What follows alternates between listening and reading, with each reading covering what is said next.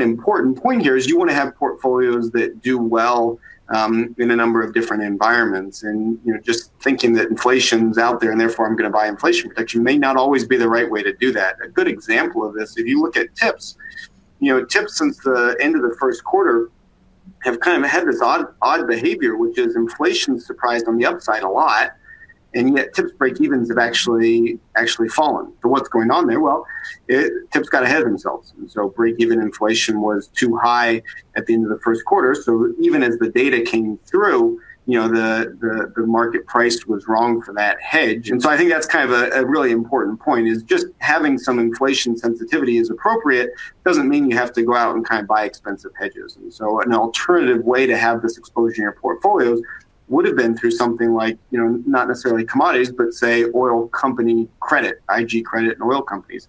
That's actually performed quite well over the last 6 months, as you have had this firming in oil prices supported by good fundamentals, supported by the income component. And so I like the framework. Let's have inflation sensitivity. Let's be thoughtful about higher inflation as an outcome. But that doesn't necessarily mean buying expensive hedges. And there are ways to construct portfolios that have that sensitivity as part of the consideration that you can actually do better over time than buying expensive hedges.